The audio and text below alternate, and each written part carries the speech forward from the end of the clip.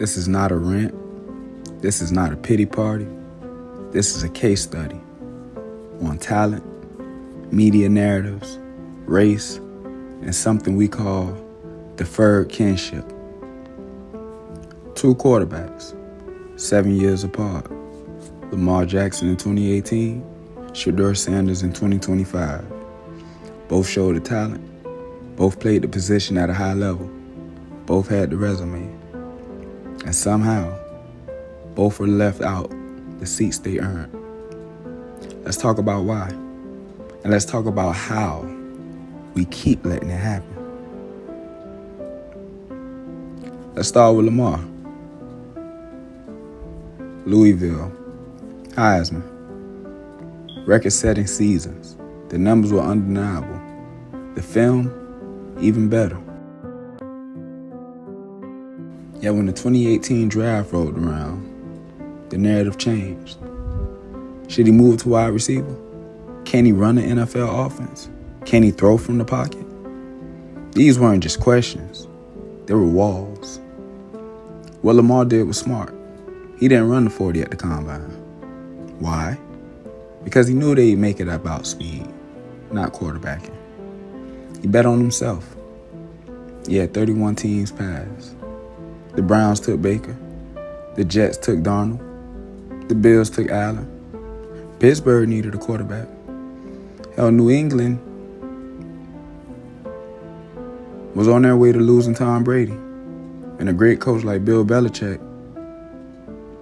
could have taken a talent like Lamar and had him on his team for the near future. All of them passed. The Ravens had to trade back into the end of the first round to get him at pick 32. And now, two-time MVP, one of the most electric players in football history.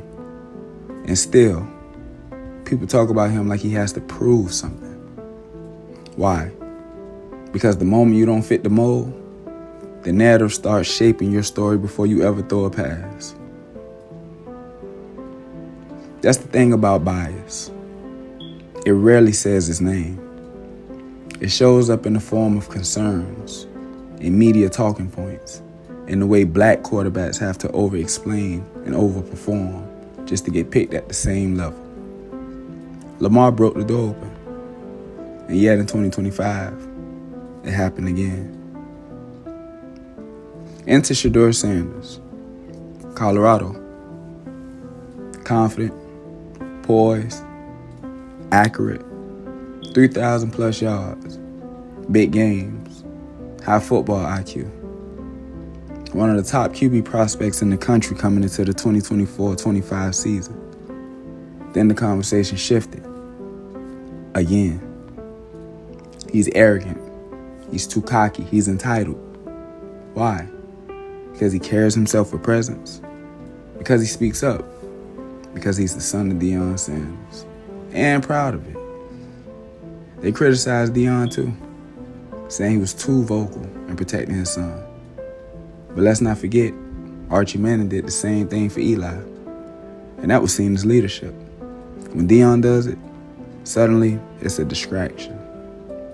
Shedeur didn't fall because he couldn't play.